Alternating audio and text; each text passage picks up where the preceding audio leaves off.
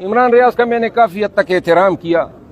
وہ کہتا ہے کہ علی امین خان نے کہا ہے کہ جی وہ ٹیکہ مانگ رہا تھا. اب علی امین خان نے مجھے یہ بھی کہا ہے کہ خود یہ مائن کا ٹیکہ لینے کے لیے میرے پاس 10 دفعہ آیا. میں خود جب سی ایم ہاؤس جاتا تھا ہر وقت یہ موجود ہوتا تھا.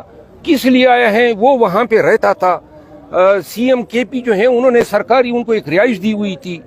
پھر علی امین خان مجھے یعنی علی امین خان کے الفاظ ہے کہ یہ ایجنسیوں کی ملی بھگت سے ہیرو بننے کے چکر میں گرفتار ہوا. ان کو خاندان سمیت رکھا گیا. نہ اس کی زبان زخمی ہوئی تھی اور زبان کا اگر علاج کرایا تھا تو کس سے کرایا؟ کوئی علاج کی کوئی اس نے تفصیل دی ہے؟ پھر یہی علی امین خان نے مجھے کہا ہے کہ بھائی یہ زبان 1 ہفتے میں ٹھیک ہو گئی. اور اسی کو اور انہوں نے یہ بھی کہا کہ فیض حمید نے ان کو 600 سے زیادہ کنال زمین دلائی ہے چکوال میں.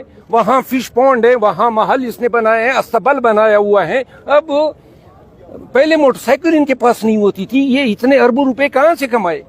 اور یہی علی امین خان نے یہ بھی کہا ہے کہ فیض حمید کا یہ دست راست تھا ایجنسیوں کے ساتھ. اس کے پی ٹی آئی کے دور میں بڑے گہرے تعلقات تھے. اب یہ پھر سوال یہ بھی پیدا ہوتا ہے نا کہ یہ کہتے ہیں خچروں کی تصویر اس نے پہلے سے رکھی ہے کہ میں خچروں کے ذریعے بھاگا. اور بھائی اگر حکومت آپ کو نہ بھاگنے دیتی تو آپ کا پاسپورٹ 1 منٹ میں بلاک ہوتا. آپ یو کے کس طرح پہنچتے؟ پاسپورٹ آپ کا آپریشنل ہے, آپ یو کے تک پہنچ گئے. اور کام ان حضرت کا یہی ہے کہ ان کو ٹارگٹ دیا جاتا ہے کہ فلاں کو جناب آپ نے تختہ مشق بنانا ہے.